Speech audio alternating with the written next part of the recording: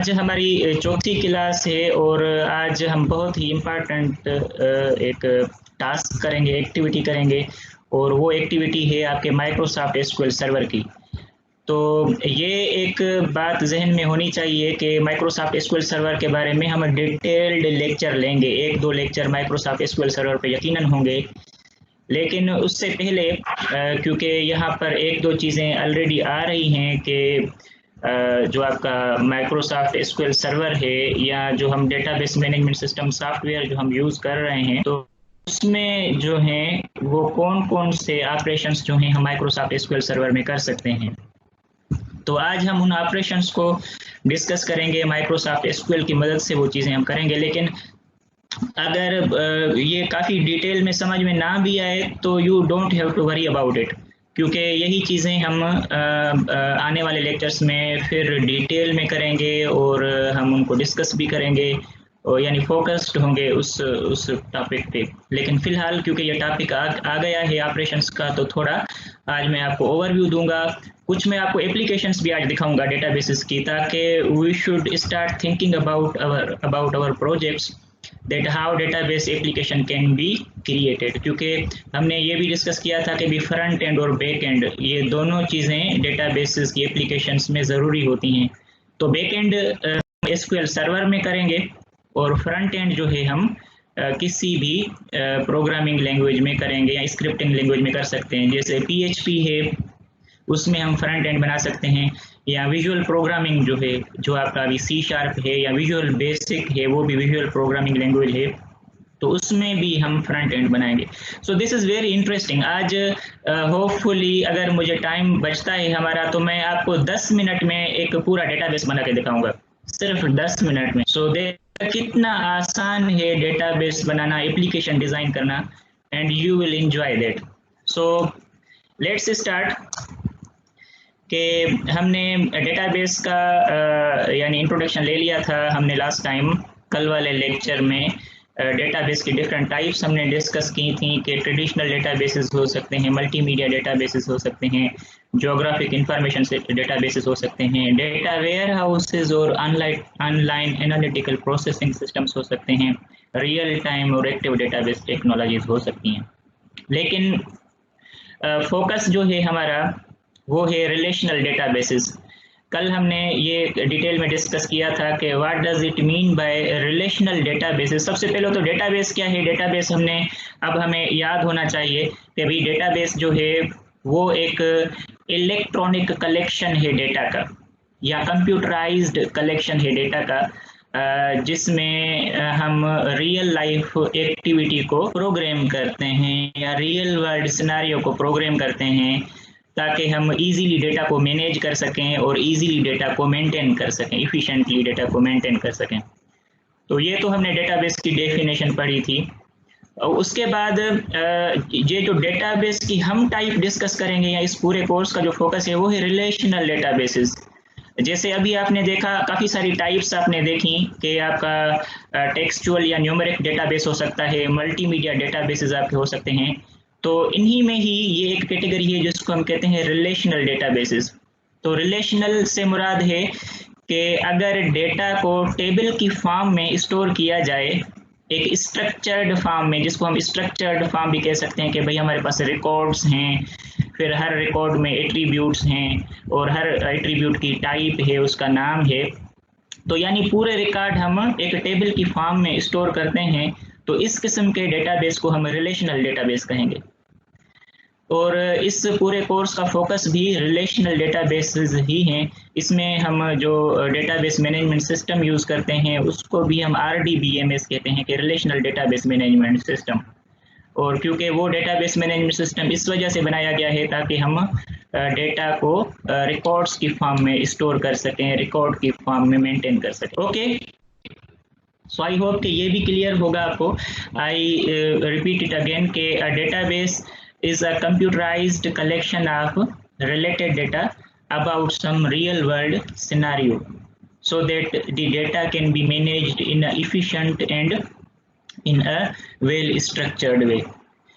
लेकिन इस डेटा को क्रिएट कौन करता है, मैनेज कौन करता है, मेंटेन कौन करता है, ये है आपका सॉफ्टवेयर जिसको हम कहते हैं डेटाबेस मैनेजमेंट सिस्टम। और क्योंकि हम रिलेशनल डेटाबेसेस को क्रिएट करेंगे, उनको मेंटेन करेंगे, मैनेज करेंगे, तो हम जो डेटाबेस मैनेजमेंट सिस्टम सॉफ्टवेयर हम इस कोर्स में पढ़ेंगे वो कहलाएगा आपका relational database management system software. और relational database management system software में काफ़ी सारे इस तरह के डेटाबेस मैनेजमेंट सिस्टम सॉफ्टवेयर्स हैं। ओरेकल है, DB2 है, पोस्टग्रेसक्यूएल है, MySQL है, लेकिन हम इस कोर्स में जो डिस्कस करेंगे वो है आपका माइक्रोसॉफ्ट एसक्यूएल सर्वर। ये आपका रिलेशनल डेटाबेस मैनेजमेंट सिस्टम है। अच्छा, कल हमने एंड किया था कि डेटाबेस मैनेजमेंट सिस्टम कौन कौन से ऑपरेशंस परफॉर्म कर सकता है। तो कल हमने 4 ऑपरेशंस लिखे थे, एक डिफाइनिंग का, दूसरा कंस्ट्रक्टिंग का, तीसरा मैनिपुलेटिंग का और चौथा शेयरिंग का। तो 4 ऑपरेशंस हमने लिखे थे कि इन चारों का क्या मकसद है। मैं दोबारा से भी लिख लेता हूँ MS पेंट में और फिर वहाँ से हम पिकअप लेंगे, ठीक है। सो 4 ऑपरेशंस मेनली हम डेटाबेसेस में परफॉर्म करते हैं। एक डिफाइनिंग का था, उसके बाद कंस्ट्रक्टिंग का है।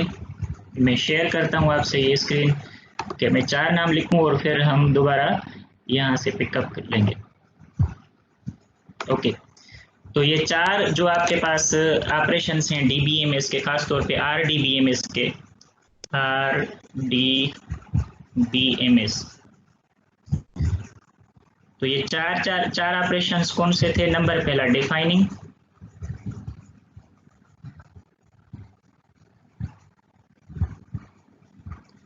ओके, नंबर 2 कंस्ट्रक्टिंग,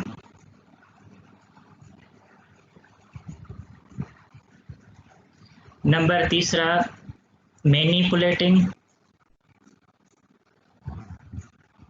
और नंबर 4 था शेयरिंग।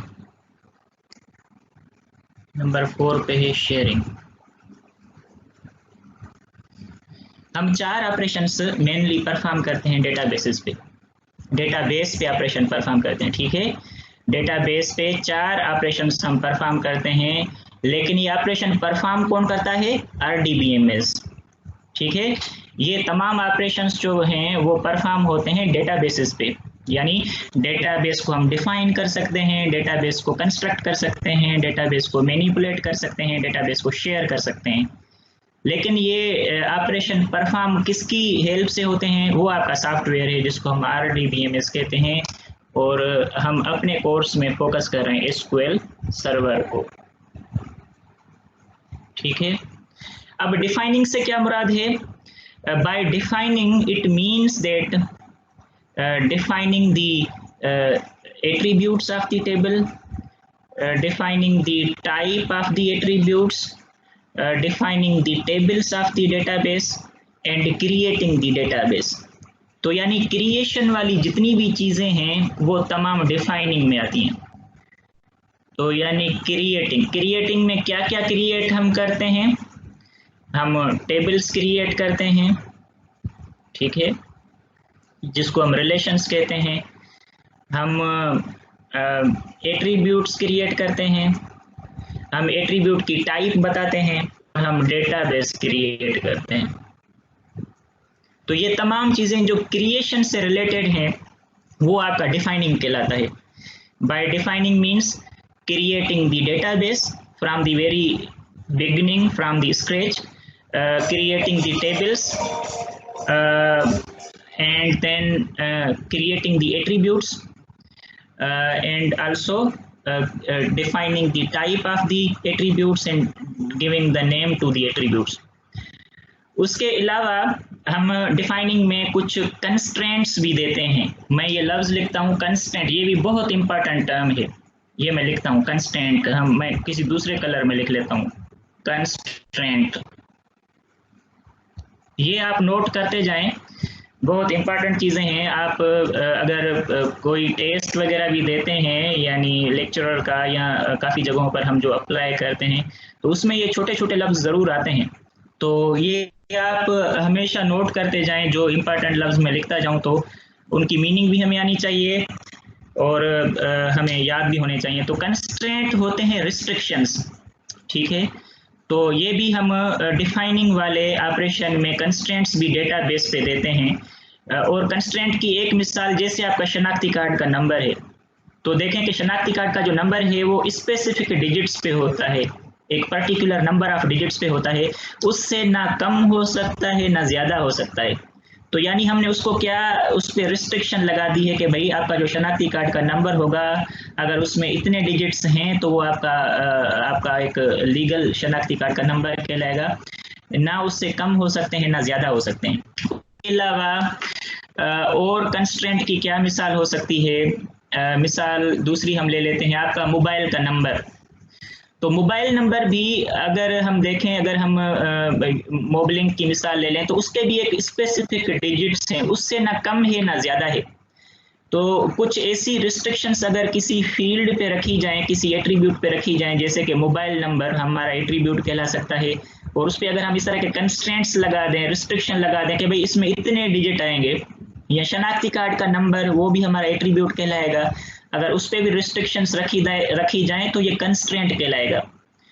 फिर दूसरा कंस्ट्रेंट का ये टाइप हो सकता है कि जैसे एज को हमने इंट डिफाइन किया है, इंटीजर, कि भाई एज में जो वैल्यू रखी जाएगी वो इंटीजर रखी जाएगी। तो इसका मकसद है कि इसको भी हमने कंस्ट्रेंट दे दिया है कि इंटीजर ही वैल्यू एक्सेप्ट करेगा। अगर इंटीजर के अलावा कोई वैल्यू हम देते हैं तो वो वैल्यू वो एक्सेप्ट नहीं करेगा। तो यानी ये भी एक टाइप का कंस्ट्रेंट ही कहलाएगा। सो कंस्ट्रेंट मींस व्हाट? रिस्ट्रिक्शंस। ठीक है, कंस्ट्रेंट का मकसद है कि हम रिस्ट्रिक्ट कर देते हैं कि भाई इसमें किस टाइप का डेटा आएगा, या फिर डेटा का साइज क्या होगा, या फिर जैसे शनाख्ती कार्ड वगैरह की हमने मिसाल ली। तो डिफाइनिंग से मुराद है क्रिएटिंग, और क्रिएटिंग में आपकी फिर ये काफ़ी सारी चीज़ें आ गई कि आप टेबल क्रिएट करते हैं, एट्रीब्यूट्स क्रिएट करते हैं, एट्रीब्यूट की टाइप्स वगैरह आप डिफाइन करते हैं, वगैरह वगैरह। दूसरा जो इम्पॉर्टेंट फीचर है वो है कंस्ट्रक्टिंग का। कंस्ट्रक्टिंग से मुराद है कि हम जब डेटा इंसर्ट करते हैं टेबल में तो फिर उसको कंस्ट्रक्टिंग कहा जाता है। ठीक है, अगर हम डेटा को स्टोर करते हैं, डेटा को इंसर्ट करते हैं, क्योंकि फिलहाल आपने एक स्कीमा बनाया था, टेबल आपने क्रिएट की थी, अगर उस टेबल में आप रिकॉर्ड इंसर्ट करना शुरू कर दें तो इस अमल को हम कहते हैं कंस्ट्रक्टिंग। तो इस स्लाइड को मैं रहने देता हूं और साइड में हम एक छोटी सी एग्जांपल नई ले लेते हैं, और फिर उसके बाद हम एसक्यूएल सर्वर पे आ जाते हैं। तो इसको मैं थोड़ी देर के लिए यहाँ पर सेव कर देता हूँ और एक नई स्लाइड में ओपन कर लेता हूँ आपके लिए, ताकि हम एक बेहतर तरीके से इस चीज़ को समझ सकें कि हम अगर डिफाइनिंग की बात करें तो डिफाइनिंग से क्या मुराद है। तो उसकी हम एक रियल लाइफ एग्जांपल भी ले लेते हैं। जैसे आपका एक स्कूल का कल हमने डेटाबेस देखा था, तो उसमें भी हमने क्रिएटिंग के ऑप्शंस जो हैं वो परफॉर्म किए थे। ओके, सो ये जब तक ओपन हो, इसको मैंने सेव किया है तो ये बिजी हो चुका है MS पेंट। तो मैं देखता हूँ कि दूसरा MS पेंट अगर ओपन हो जाता है तो वो मैं फिर आपसे शेयर करूँ। ओके, ये दूसरा MS पेंट मैं आपसे शेयर करता हूँ क्योंकि ओके ये बिजी हो चुका है। ठीक है, तो दूसरा MS पेंट का मैं वर्जन आपसे इसमें शेयर करता हूँ ताकि वहाँ पर हम एक मिसाल ले सकें कि अब हमने अगर डिफाइनिंग का कहा है तो डिफाइनिंग से क्या मुराद है डेटाबेसेस की टर्मिनोलॉजी में।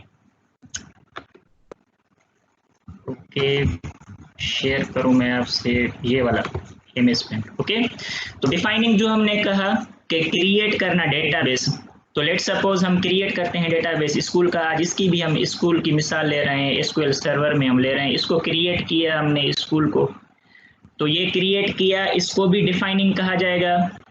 स्कूल में फिर हम टेबल्स क्रिएट करेंगे, जैसे ये टीचर की टेबल, तो ये भी डिफाइनिंग में आएगा। ओके, इसी तरह से और भी आपके पास काफ़ी रिलेशंस हो सकते हैं, फीस के वगैरह वगैरह।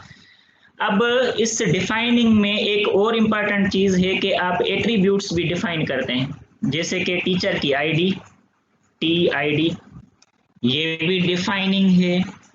टीचर का नाम, TNAME, ये भी डिफाइनिंग है। उसके अलावा टीचर की ID की हमने टाइप देनी है, जब हम इसको क्रिएट करेंगे तो टाइप देंगे। लेट सपोज इसकी टाइप हमने दी इंटीजर, तो ये भी डिफाइनिंग है। इसकी हमने टाइप दी टेक्स्ट, कि भाई इसमें जो इंफॉर्मेशन रखी जाएगी वो टेक्स्ट की फॉर्म में रखी जाएगी, तो ये भी डिफाइनिंग हुआ। तो यानी ये जितनी चीज़ें मैंने लिखी हैं ये तमाम डिफाइनिंग का फेज़ कहलाएगा, जिसमें स्कूल हमने क्रिएट किया, टीचर हमने क्रिएट की एक टेबल, फिर टीचर में हमने 2 एट्रीब्यूट्स क्रिएट किए हैं। एक एट्रीब्यूट है आपका TID, जिसको हम फील्ड भी कहते हैं, एट्रीब्यूट भी कहते हैं, और इस एट्रीब्यूट का हमने नाम भी दिया, इसकी टाइप भी दी। दूसरा एट्रीब्यूट भी हमने क्रिएट किया, उसको नाम दिया TName, और इसका नाम तो दिया हमने लेकिन उसकी टाइप भी डिफाइन की कि इसमें किस टाइप का डेटा स्टोर होगा। तो ये जो टाइप हम डिफाइन करते हैं तो ये कंस्ट्रेंट कहला सकता है कि भाई इसमें टेक्स्ट के अलावा कोई और चीज़ नहीं दी जा सकती, या पहला जो एट्रीब्यूट है उसमें इंट के अलावा कोई और चीज़ नहीं दी जा सकती, तो ये फिर आपका कंस्ट्रेंट हो सकता है इसी तरह से। और दूसरा जो शनाख्ती कार्ड का जब हम नंबर बनाएंगे, रेंज देंगे कि भाई इस रेंज से ना कम हो ना ज़्यादा हो, तो वो भी आपका कंस्ट्रेंट कहलाएगा। तो ये पहला फेज डिफाइनिंग का। अब अगर इसमें मैं डेटा इंसर्ट करना शुरू कर दूं, जैसे कि मैं कहूं कि टीचर की ID है 1, टीचर का नेम है Ali, this is called constructing. यानी इस ऑपरेशन को क्या कहेंगे हम? कंस्ट्रक्टिंग। कंस्ट्रक्टिंग से मुराद है कि जब हम डेटा इंसर्ट करते हैं तो ये अमल आपका कंस्ट्रक्टिंग कहलाएगा। तो अब जो मैंने रिकॉर्ड इंसर्ट किया है कि TID 1 है और नेम अली है, so this is called constructing. जैसे ही मैंने डेटा इंसर्ट किया तो ये आपका ऑपरेशन जो कहलाएगा वो कंस्ट्रक्टिंग कहलाएगा। फिर दूसरा मैंने रिकॉर्ड दिया, उसकी ID दी टीचर की 2 और इसको नाम दिया मैंने Aslam. So this is also a constructing operation. तो पहला ऑपरेशन जो था उसमें हमने डेटाबेस क्रिएट किया, डेटाबेस की टेबल्स क्रिएट की, हमने एट्रीब्यूट्स क्रिएट किए, एट्रीब्यूट के नाम दिए, उनकी टाइप दी, उन पे कंस्टेंट दिए। तो क्रिएशन वाले अमल को डिफाइनिंग कहा जाएगा, और जो डेटा इंसर्ट करने वाले अमल को हम क्या कहेंगे? कंस्ट्रक्टिंग कहेंगे। तीसरा जो ऑपरेशन है वो हम कहते हैं मैनिपुलेटिंग। मैनिपुलेटिंग से मुराद है कि ऑपरेशन परफॉर्म करना, कि आपको दूसरे लफ्जों में क्वेरी करना, डेटाबेस पे क्या करना? क्वेरी। तो ये क्वेरी वाला लफ्ज भी बहुत इंपॉर्टेंट है, मैं यहाँ पर लिख लेता हूँ। क्वेरी करना, सवाल पूछना अपने डेटाबेस से, डेटा से सवाल पूछना, QUERY, क्वेरी। तो क्वेरी हम पूछ सकते हैं, और इस अमल को हम मैनिपुलेशन कहते हैं। हम अगर मिसाल के तौर पे मैं ये पूछना चाहूँ कि भाई मुझे उस टीचर का नाम बताएं जिसकी ID 1 है, ठीक है, मैं ये सवाल पूछ सकता हूँ। मैं कह सकता हूँ कि उस टीचर का मुझे नाम बताएं जिसकी ID 1 हो। तो इस तरह का सवाल जो मैं पूछूं और मुझे फिर रिजल्ट मिले, और उस रिजल्ट में फिलहाल जो हमारे पास डेटाबेस हमने क्रिएट किया उसमें से हमें रिजल्ट जो मिलेगा वो मिलेगा अली, क्योंकि हमने सवाल ऐसा पूछा, हमने सवाल पूछा कि भाई मुझे उस टीचर का नाम बताया जाए जिसकी ID 1 है। तो ऑफ कोर्स आपका डेटाबेस आपको रिटर्न क्या करके देगा? अली। दूसरा सवाल इस तरह से पूछा जा सकता है, उस टीचर की मुझे ID बताई जाए जिसका नाम असलम है। अब मैंने उसको रिफ्रेश कर दिया कि उस टीचर का, जिस टीचर का नाम असलम है उसकी मुझे ID बताई जाए। तो जब मैं ये क्वेरी लिख के एंटर करूंगा तो DBMS मुझे रिटर्न करेगा रिजल्ट, और रिजल्ट अब मुझे रिटर्न करेगा TID और जो कि है 2। तो इस तरह के जो सवाल हम पूछते हैं डेटाबेस से, डेटाबेस मैनेजमेंट सिस्टम से, तो ये वाले सवाल आपके क्वेरी कहलाते हैं। दूसरे लफ्जों में इसको हम मैनिपुलेशन कहते हैं, मैनिपुलेटिंग द डेटा। और दूसरा यूं भी हो सकता है कि अगर मुझे टीचर की ID, अली की ID मुझे 1 नहीं रखनी, इसको तब्दील करना है 3 में, तो वो भी मैं कर सकता हूँ। यानी मुझे 1 नहीं चाहिए, इसको मैं अपडेट करना चाहता हूँ, तो मैंने कहा कि भाई नहीं, इसकी ID 3 होनी चाहिए। तो अब जो मैंने 3 लिखा है तो मैंने हकीकत में इसको अपडेट किया है, TID को मैंने अपडेट किया है, टीचर की ID को मैंने अपडेट किया है। तो ये वाला अमल भी मैनिपुलेशन कहलाएगा, यानी डेटा को मॉडिफाई करना, अपडेट करना, उसमें से सवाल पूछना कि मुझे उस टीचर की ID बताई जाए जिसका नाम अली है। So these all types of operation come into the category of manipulation. Modify करना, अपडेट करना, डिलीट करना, इवन डिलीट करना भी आपका मैनिपुलेशन में आता है कि भाई मैं अली का रिकॉर्ड डिलीट करना चाहता हूँ। तो अगर डिलीट करना है, डिलीट हो चुका, क्वेरी मैंने लिखी, डिलीट हो चुका, तो ये वाला ऑपरेशन भी मैनिपुलेशन में आ जाएगा। यानी डिलीट करना, अपडेट करना, मॉडिफाई करना, क्वेरी पूछना, तो या उसमें लेट सपोज के हमारे पास बैलेंस भी है कि बैलेंस आपका जो भी था उसको हमने मजीद बैलेंस उसमें ऐड कर दिया। ऐड करना, नया टीचर जो आता है यानी उसकी आपने इंफॉर्मेशन मोबाइल नंबर तब्दील करना है, तो ये तमाम जो ऑपरेशंस हैं वो किस कैटेगरी में आते हैं? मैनिपुलेशन में। तो तीन इम्पॉर्टेंट ऑपरेशंस हैं, डिफाइन करना, कंस्ट्रक्ट करना और मैनिपुलेट करना। चौथे पे हम आएंगे, मैं एसक्यूएल सर्वर पे चला जाता हूं अभी, ताकि ये तीनों ऑपरेशंस हम एसक्यूएल सर्वर पे करें। लेकिन एसक्यूएल सर्वर का हम ये मैं आपको बताऊं कि ये हम डिटेल में करेंगे। एसक्यूएल सर्वर का पूरा एक दो लेक्चर्स होंगे, तो अगर फिलहाल हम जस्ट ओवरव्यू ले रहे हैं, अगर डिटेल में चीज़ें समझ में नहीं आती तो आपको परेशान होने की ज़रूरत नहीं है। सो मैं एसक्यूएल सर्वर पे आता हूँ।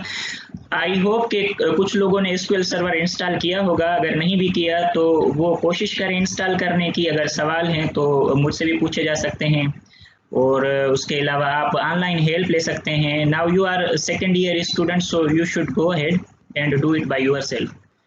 तो आप वेब पेजेस से देखें, इंफॉर्मेशन वहाँ से देखें किस तरह से वो इंस्टॉल होगा। मैंने लिंक ऑलरेडी शेयर कर दिया था। उसकी कंपेटेबिलिटी देखनी होती है कि 64 बिट है या 32 बिट आपका ऑपरेटिंग सिस्टम है, वो आप चेक कर सकते हैं। राइट क्लिक करके आपके सिस्टम की प्रॉपर्टीज पे जाके आप देख सकते हैं कि 32 बिट ऑपरेटिंग सिस्टम है या 64। तो ये डिफरेंट टाइप के जो हैं वो आपके पास ऑप्शंस होते हैं। अच्छा, जब एसक्यूएल सर्वर इंस्टॉल हो जाता है तो हम जो क्वेरीज पूछते हैं वो हम पूछते हैं एसक्यूएल सर्वर मैनेजमेंट स्टूडियो पे। तो मैं यहाँ पर उसको ओपन करता हूँ। ये मेरे पास आ चुका है एसक्यूएल सर्वर मैनेजमेंट स्टूडियो, ये ओपन हो रहा है अब मेरे पास। जब तक ये ओपन हो तब तक मैं फिर आपसे वो स्क्रीन अभी शेयर करूँगा। यानी जब एसक्यूएल सर्वर इंस्टॉल हो जाएगा तो आप कहाँ पर क्वेरीज पूछते हैं, मैं लिखता हूँ उसका नाम एसक्यूएल सर्वर मैनेजमेंट स्टूडियो। ठीक है, SQL server management studio. Spelling मेरी गलत हो सकती है, लेकिन ये मैनेजमेंट लिखा है, मैनेजमेंट स्टूडियो। इसको आप ओपन करेंगे। जैसे इसको ओपन करेंगे तो वो आपके पास पेज खुल के आएगा, फिर आप उसको कनेक्ट करेंगे। मैं इसकी स्क्रीन अब शेयर कर लेता हूँ आपसे, एसक्यूएल सर्वर की जो मैंने अभी ओपन किया, ताकि हमें ये पता चले कि कैसे जो है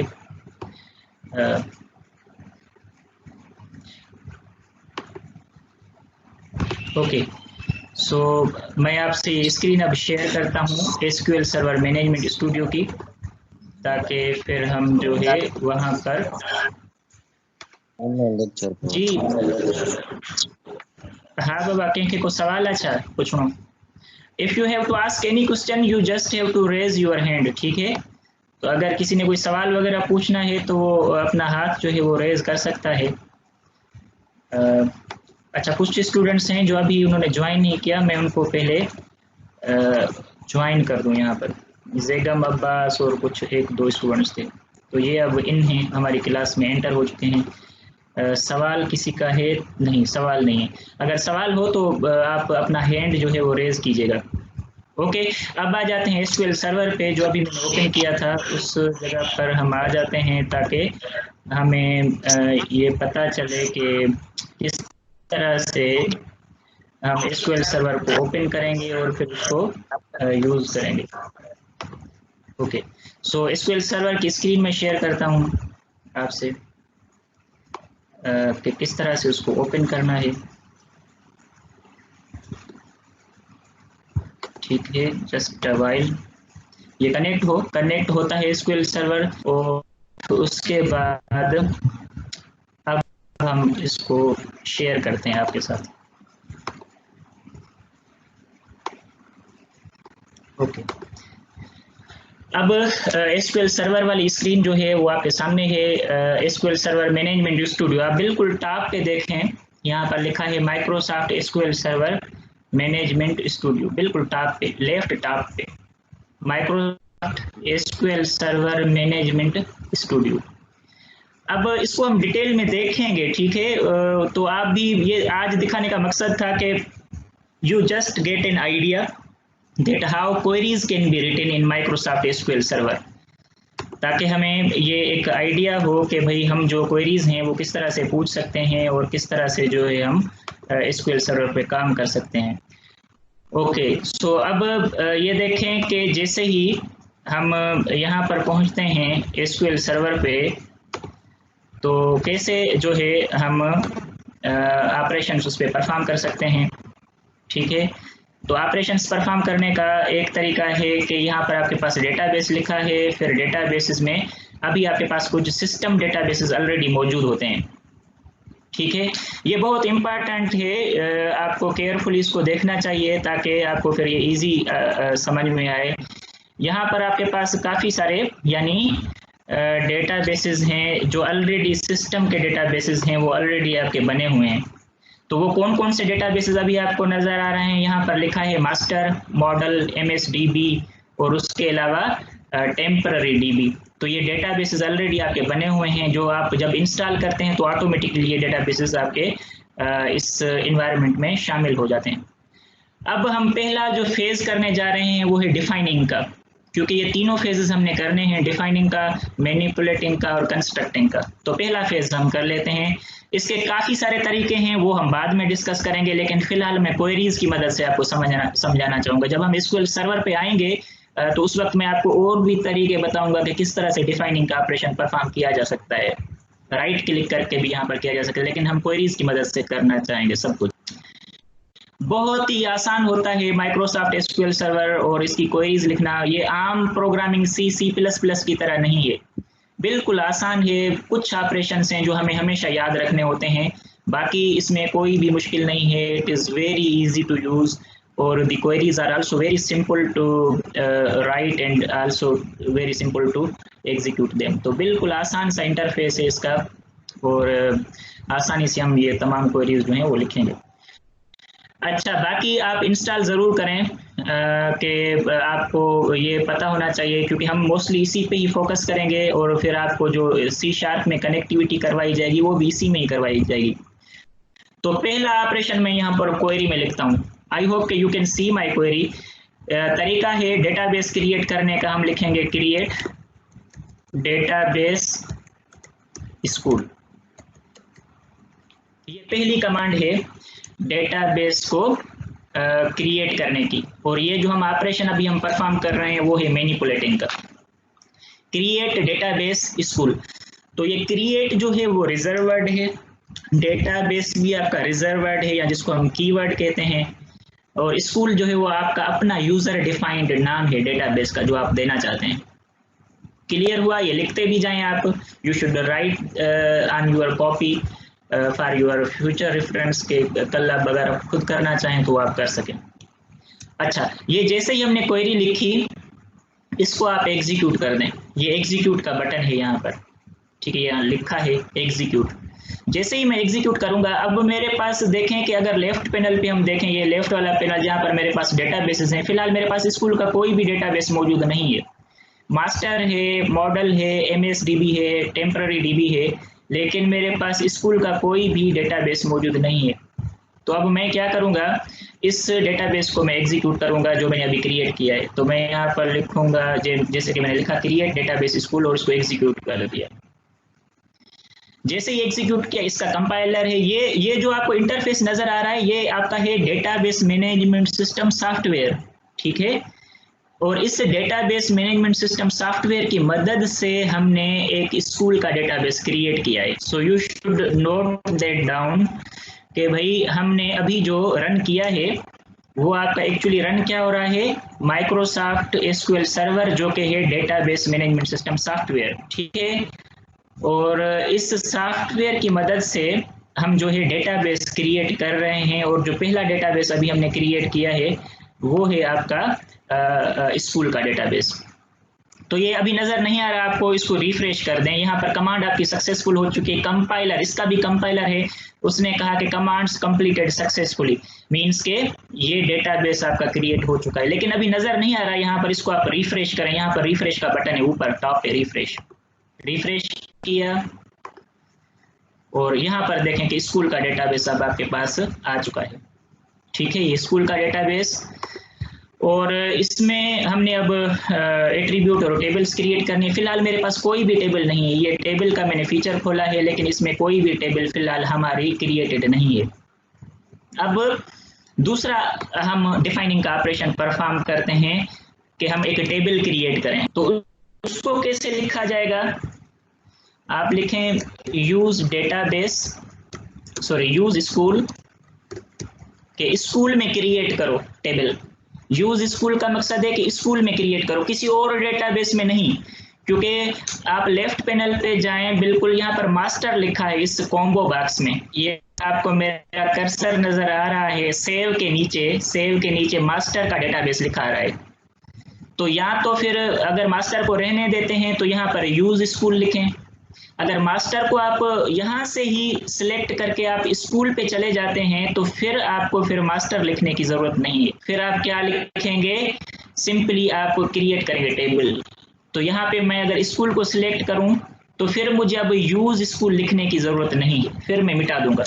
ये चीज बहुत इंपॉर्टेंट होती है, काफी स्टूडेंट्स यहाँ पर गलती कर देते हैं प्रैक्टिकल्स में कि आप क्या करते हैं कि आप यूज स्कूल नहीं लिखते और डायरेक्टली फिर आपका जो डेटाबेस की टेबल होती है वो मास्टर वाले डेटाबेस में क्रिएट हो जाती है।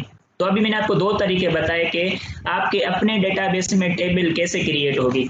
या तो यहाँ पर आप लिखते यूज स्कूल और उसके बाद यहाँ पर आप कुछ भी रहने देते, मास्टर रहने देते या कुछ भी रहने देते, जैसे कि मास्टर है तो मैंने यूज स्कूल लिखा। यूज स्कूल मीन्स के स्कूल में ये टेबल क्रिएट करो। दूसरा तरीका ये था कि अगर आप यूज स्कूल नहीं लिखना चाहते तो फिर यहाँ से कॉम्बो बॉक्स से जाके यहाँ पर स्कूल को सिलेक्ट करें।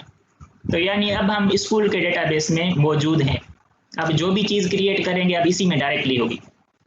तो अब मुझे यूज लिखने की ज़रूरत नहीं है, तो अब मैं डायरेक्ट लिखूंगा क्रिएट टेबल, टेबल का नाम दे देते हैं टीचर और टीचर के हम एट्रीब्यूट बताएंगे। तो ये भी कमांड है एसक्यूएल की जो कि हमें याद करनी है।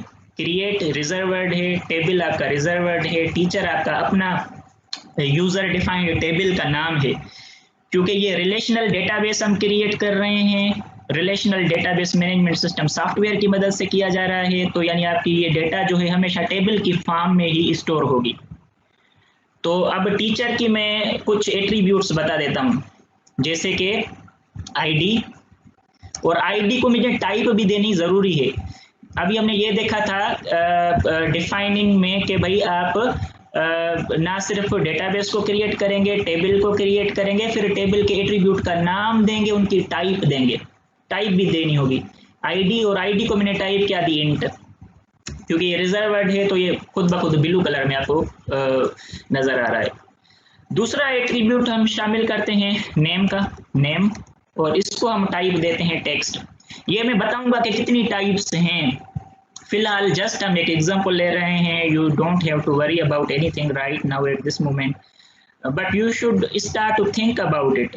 आपके पास वेब पेजेस हैं, काफ़ी ट्यूटोरियल्स ऑनलाइन आपको मिल जाएंगे और वहाँ से भी आप देख सकते हैं। आप सर्च करेंगे कि एसक्यूएल सर्वर डेटा टाइप्स, तो अगर इस तरह भी आप गूगल में क्वेरी करेंगे तो तमाम डेटा टाइप्स आपको वहाँ पे भी नज़र आ जाएंगे, लेकिन हम पढ़ेंगे ये तमाम डिस्कस हम करेंगे आगे। और तीसरा एट्रीब्यूट जो हम शामिल करना चाहते हैं वो है आपका एज का, एज, टीचर की एज, और इसको हम टाइप दे देते हैं इंट। तो अब यानी मैंने टेबल क्रिएट करनी है, मैंने उसका जो है वो क्वेरी लिख ली है, इसको हम क्वेरी कहेंगे और क्वेरी मैंने लिख ली है। तो अब अगर इस क्वेरी को हमें एग्जीक्यूट करना है, मैं इसको सिलेक्ट करूंगा। जब काफ़ी सारी क्वेरीज इस पैनल पे हों तो हर क्वेरी को इंडिविजुअली एग्जीक्यूट करने के लिए आप उसको सिलेक्ट ज़रूर करेंगे। ये स्टूडेंट ये भी फीचर भूल जाते हैं, ये भी बहुत इंपॉर्टेंट है कि जब आप कोई क्वेरी लिख रहे हों तो उस क्वेरी को जब एग्जीक्यूट करना हो तो उस क्वेरी को आप सिलेक्ट करेंगे, क्योंकि आप सेम पैनल पे मौजूद हैं, सेम इन्वायरमेंट में मौजूद हैं, तो इसी क्वेरी को अलग से हम एग्जीक्यूट करेंगे। अब एग्जीक्यूट करें, एग्जीक्यूट का बटन है वो देखें, मैंने एग्जीक्यूट किया, कमांड्स कंप्लीटेड सक्सेसफुली, ठीक है। तो ये सक्सेसफुली आपकी ये कमांड भी एग्जीक्यूट हो चुकी है, कोई सिंटेक्स एरर नहीं है, कोई सेमेंटिक एरर नहीं है, that is perfectly fine. Syntax error अगर होगा तो नीचे आपको नजर आएगा। अच्छा, तो स्कूल वाले डेटाबेस में अभी हमारे पास कोई भी टेबल नज़र नहीं आ रही। हम इसको दोबारा से रिफ्रेश करते हैं। ये वाला रिफ्रेश का बटन है, रिफ्रेश किया और ये देखें यहाँ पर आपको एक टेबल नज़र आ रही है, लिखा आ रहा है DBO टीचर, और DBO से मुराद है डेटाबेस ऑब्जेक्ट। ठीक है, ऑब्जेक्ट जो है हमने ऑब्जेक्ट ओरिएंटेड प्रोग्रामिंग में पढ़ा था, तो यानी ऑब्जेक्ट से मुराद है यहाँ पर आपका टीचर का टेबल। ऑब्जेक्ट मींस टीचर का टेबल, डेटाबेस ऑब्जेक्ट, एक ऑब्जेक्ट आपका क्रिएट हो चुका। ओके, तो अब हमारे पास टीचर की टेबल तो क्रिएट हो चुकी है और इसमें हमने एट्रीब्यूट कितने दिए हैं, 3 कॉलम्स हैं हमारे पास। कौन कौन से कॉलम? ID, नेम और एज। ये 3 कॉलम्स हमारे पास अब हमारे इस टेबल में आ चुके हैं। ओके, अब दूसरा जो ऑपरेशन हमने किया था वो था कंस्ट्रक्टिंग का, क्योंकि इसमें फिलहाल कोई भी चीज़ इसमें हमने रिकॉर्ड इंसर्ट नहीं किया, तो इसको सर्च कर लेते हैं। मैं मैनिपुलेटिंग का ऑपरेशन पहले परफॉर्म कर लेता हूँ। मैनिपुलेटिंग में मैं लिखता हूँ कि इसमें देखना चाहता हूँ कि टोटल कितने रिकॉर्ड्स हैं, कितने रिकॉर्ड्स हैं। तो इसकी क्वेरी है सिलेक्ट स्टार फ्रॉम टीचर, कि टीचर में जितने भी रिकॉर्ड हैं वो मुझे बताए जाएं, और फिलहाल कोई भी रिकॉर्ड नहीं है तो आपको टेबल ब्लैंक नजर आएगी। इसको मैंने सिलेक्ट किया और एग्जीक्यूट कर दिया। नीचे रिजल्ट देखें आ रहा है आपको, ये वाला ID, नेम और एज, लेकिन इसमें कोई भी इंफॉर्मेशन फिलहाल मौजूद नहीं है, ना ID है हमारे पास, ना नेम है, ना एज है। तो अब दूसरा जो ऑपरेशन हम परफॉर्म करने जा रहे हैं उसको हम कहेंगे कंस्ट्रक्टिंग। कंस्ट्रक्टिंग में हम क्या करते हैं, डेटा को इंसर्ट करते हैं, और इसको कैसे किया जाएगा, इंसर्ट कैसे किया जाएगा, इसका है क्वेरी है इसकी भी हमने एक दफ़ा याद करनी है query, insert into teacher. Okay, teacher में क्या इंसर्ट करना है, किस किस कॉलम में इंटर करना है, ये कॉलम आप देंगे। ID में इंसर्ट करना है, नेम में इंसर्ट करना है और एज में इंसर्ट करना है। कॉलम आप ज़रूर बताएंगे, फिर इनकी वैल्यूज देंगे। इसका ये पूरा जो सिंटेक्स है वो हम लिख लेते हैं। वैल्यूज पहले को दी हमने ID दी मैंने 1, नाम दिया मैंने सलीम, एज दी मैंने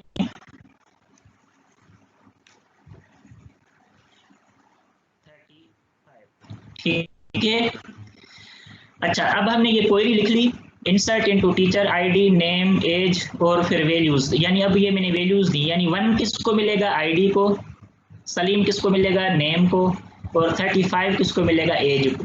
इसको फिर सिलेक्ट करते हैं और एग्जीक्यूट करते हैं।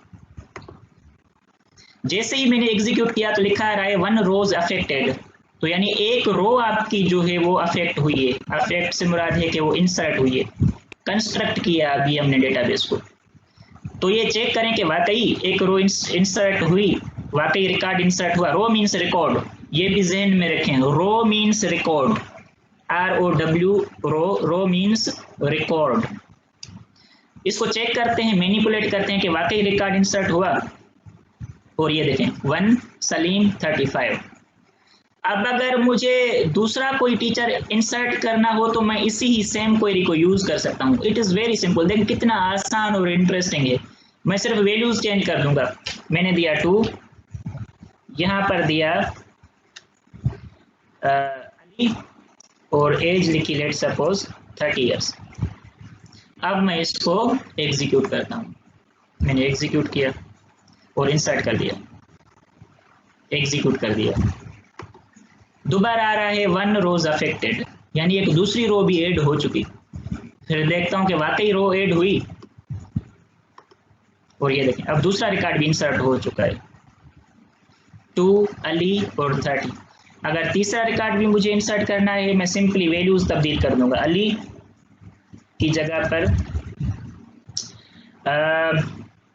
अजहर दे देते हैं, और रख लेते हैं 25। ओके, और इसको हम एग्जीक्यूट कर देते हैं। इसको मैंने सिलेक्ट किया और एग्जीक्यूट कर दिया, और 1 रो अफेक्टेड। फिर चेक मैनिपुलेट करूं कि वाकई अफेक्ट हुई। अब देखें मेरे पास 3 रिकॉर्ड है।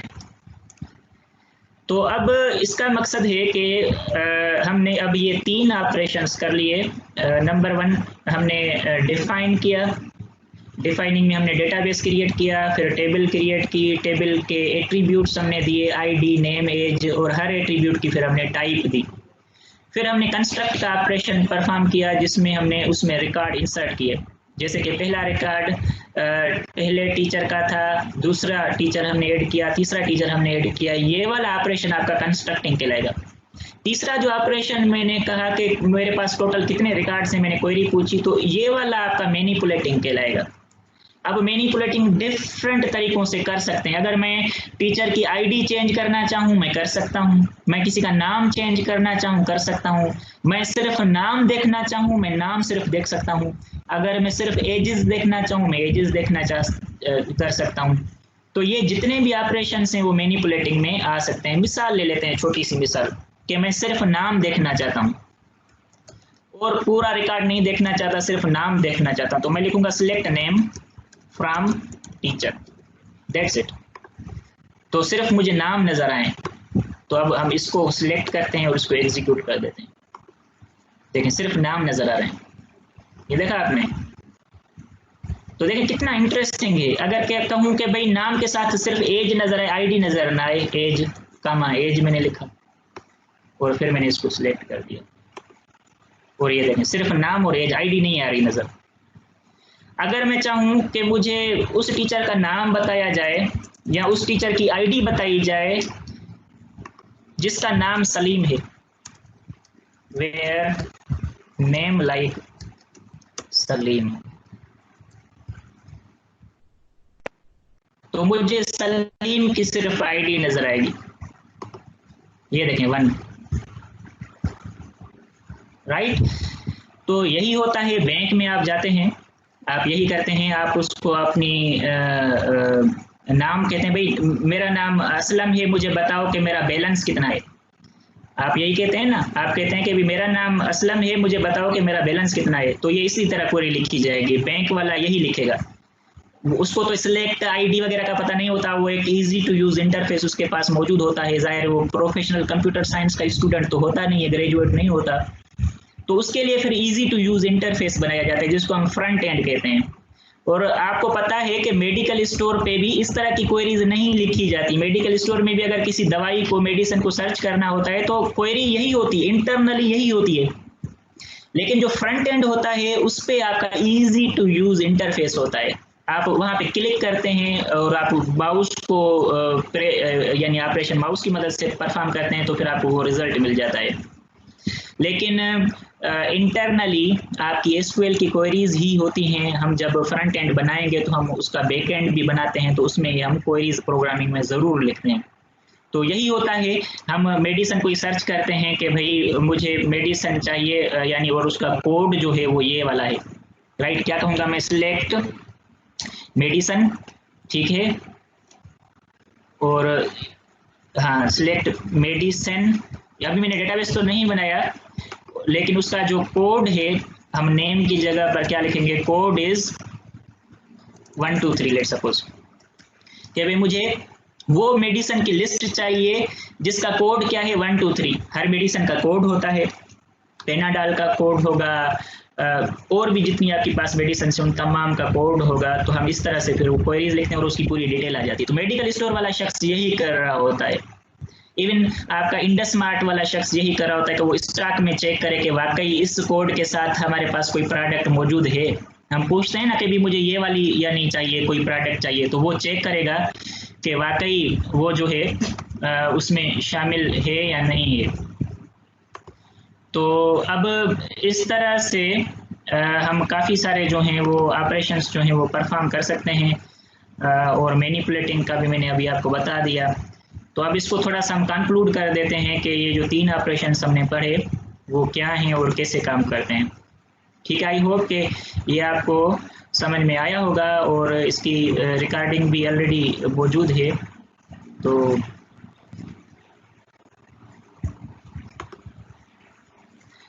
ओके, सो स्लाइड्स शो नहीं हो रही, स्लाइड्स शो कौन सी नहीं हो रही थी,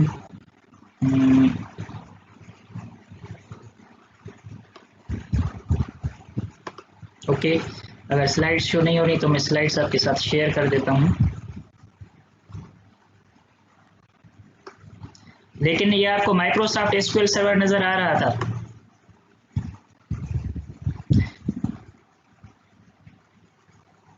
माइक्रोसॉफ्ट एसक्यूएल सर्वर के ऑपरेशंस ओके, फ़हीम ने लिखा है कि ये हमें ये तमाम ऑपरेशंस नज़र आए, तभी ये कंफर्म करना चाहता। ओके जी हाँ, किसी ने लिखा दैट्स फाइन कि ये ऑपरेशंस आप तमाम लोगों को नज़र आए। अब हम वापस स्लाइड्स पे जाते हैं ताकि हम अब कंक्लूड कर सकें कि हमने अभी क्या डिस्कस किया, कौन कौन से ऑपरेशंस हमने डिस्कस किए। तो वापस स्लाइड्स पे और फिर हम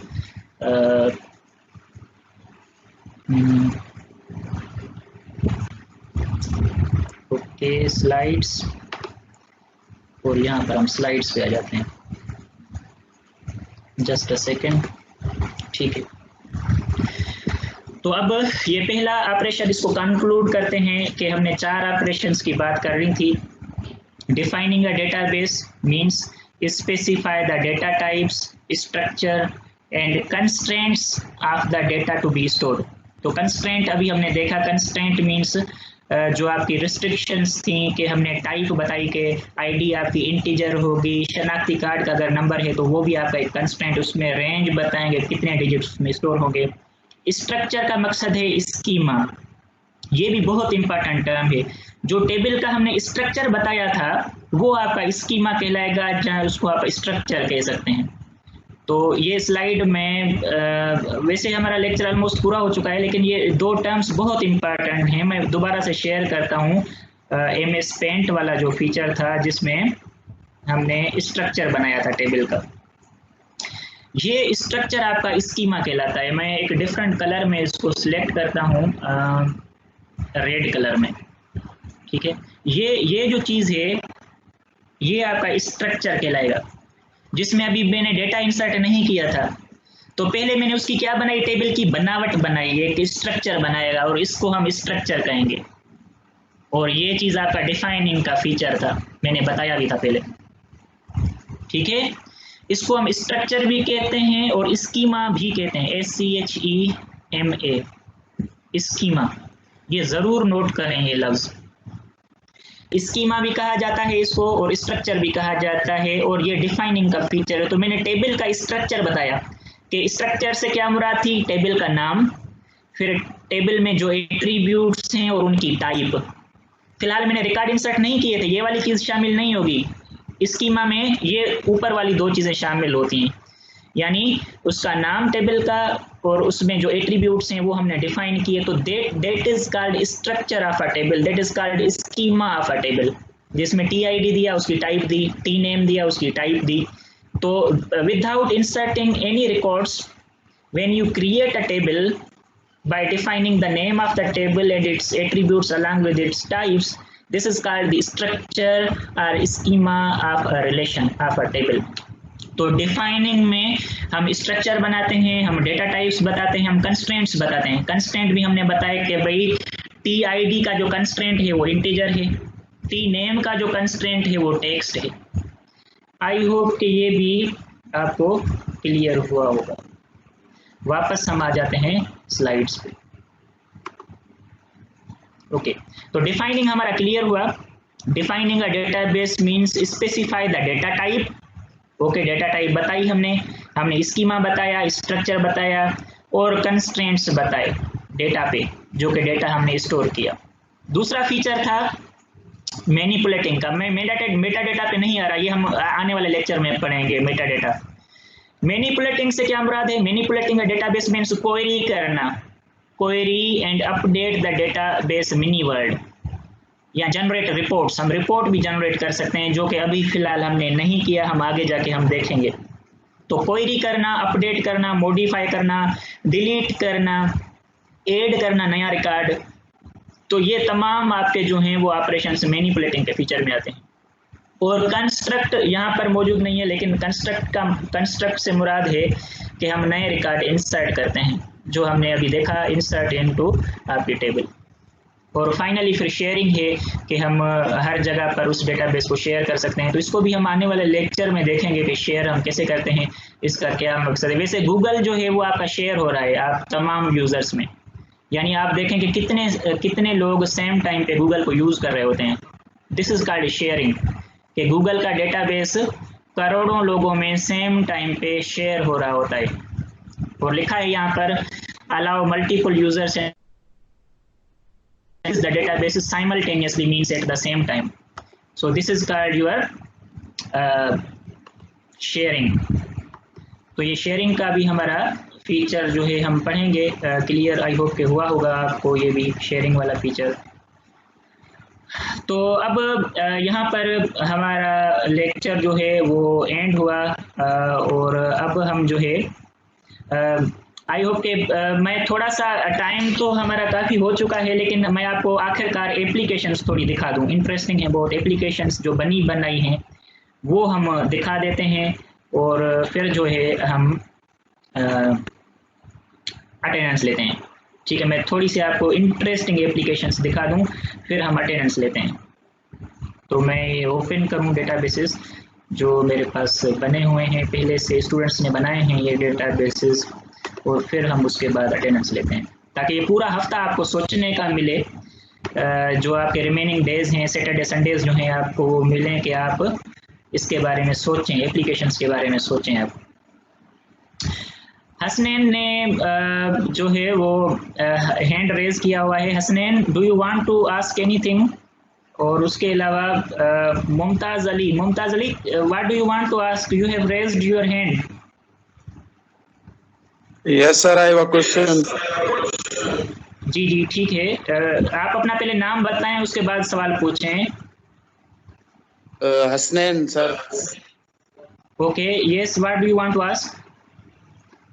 सर, जैसे डेटाबेस में हम इंसर्ट कर रहे थे वैल्यूज, आईडी वगैरह, तो सर जो पुराना रिकॉर्ड है वो उस पे हम रिप्लेस कर रहे थे न्यू रिकॉर्ड, तो वो पुराना रिकॉर्ड जो है वो डिलीट हो रहा है या वो सेव होता जा रहा है?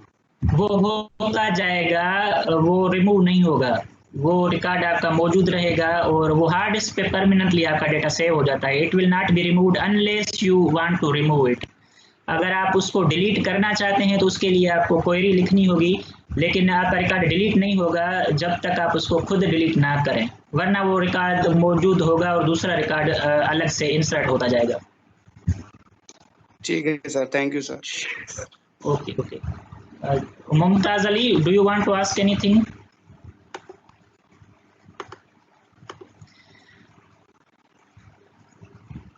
Okay, so let's see few interesting applications के हम किस तरह से जो है वो डेटाबेसेस एप्लीकेशन बनाते हैं, ताकि आपको कुछ सोचने का टाइम मिले। काफ़ी इंटरेस्टिंग है, और आज तो हमारा टाइम पूरा हो चुका है, वरना ये चीज़ मैं 10 मिनट में कर सकता था। यानी ये जो आपको डेटाबेसेस में दिखाऊंगा अभी, वो शायद मैं 10 मिनट में कर पाता। इतना आसान है, इतना इंटरेस्टिंग और आसान है कि मैं शायद 10 मिनट्स में ये तमाम चीज़ें कर पाता। सो ये हम बस 2 मिनट में इसको कंक्लूड करते हैं, और मैं आपको ये दिखा दूं ताकि आप थोड़ा सा इसके बारे में सोचना शुरू करें। मैं जाता हूँ डेटाबेसेस पे जो ऑलरेडी मेरे पास स्टूडेंट्स ने बनाई थी एप्लीकेशन। ओके, सो पहला डेटाबेस जो है वो है मेरे पास स्कूल का, दूसरा गैस स्टेशन का यानी पेट्रोल पंप का डेटा है, मेरीलैंड मेडिकल सेंटर का डेटाबेस और स्कूल का डेटाबेस। तो पहले हम इस स्कूल वाले डेटाबेस को देख लेते हैं। जो बने बनाए डेटाबेसेस हैं, और ये विजुअल बेसिक में, विजुअल प्रोग्रामिंग लैंग्वेजेस में हम आसानी से ये तमाम डेटाबेसेस बना सकते हैं। सो इसको मैं रन करता हूँ। ये देखें, ये ओपन हो चुका है मेरे पास एक इंटरफेस।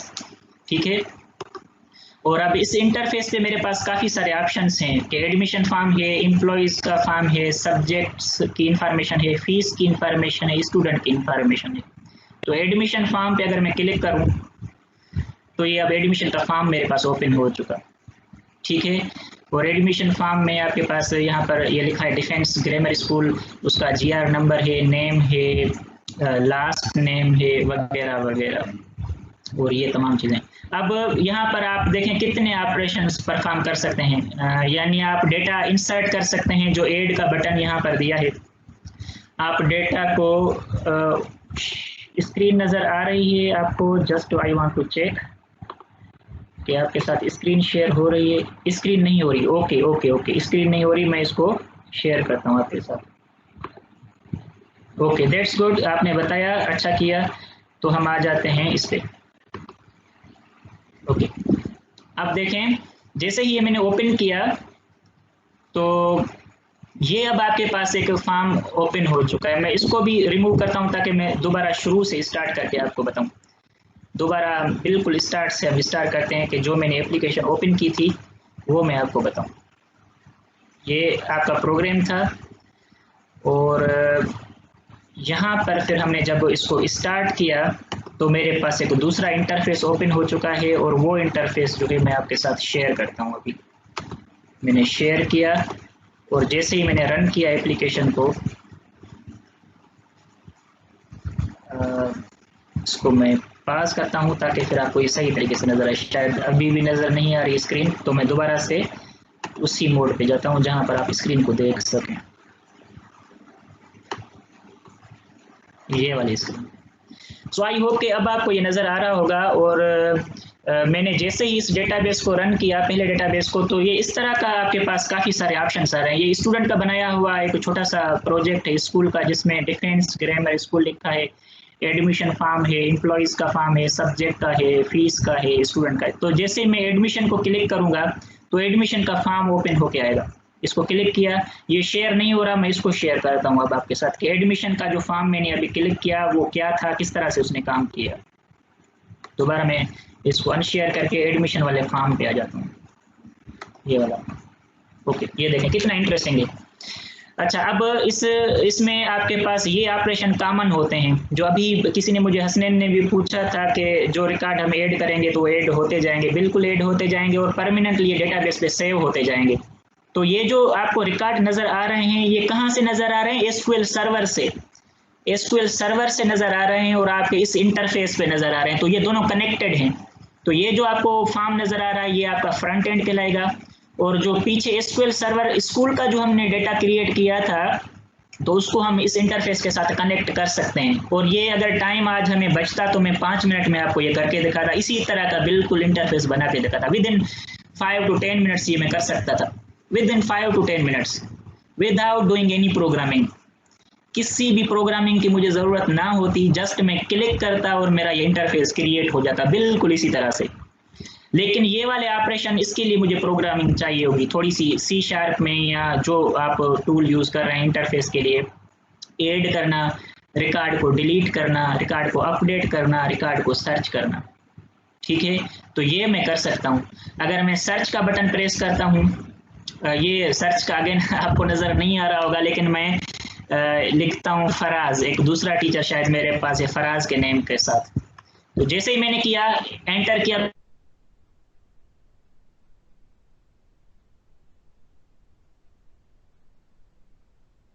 चाहते हैं तो ये फिर आपका जो है वो सर्च हुआ और फिर आपको यानी ये फराज वाला रिकॉर्ड जो है वो नज़र आया। तो इसी तरह से हम डेटाबेसेस को सिंपली क्रिएट कर सकते हैं, डेटाबेस को हम बना सकते हैं।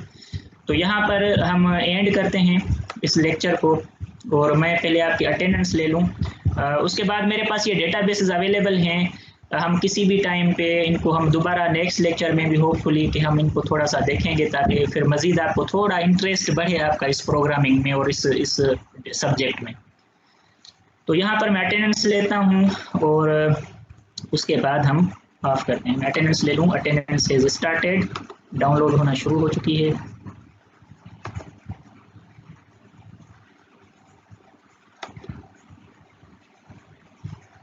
Okay so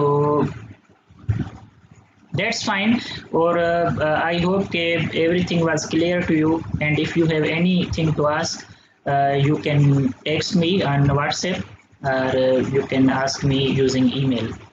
So that's it, and goodbye.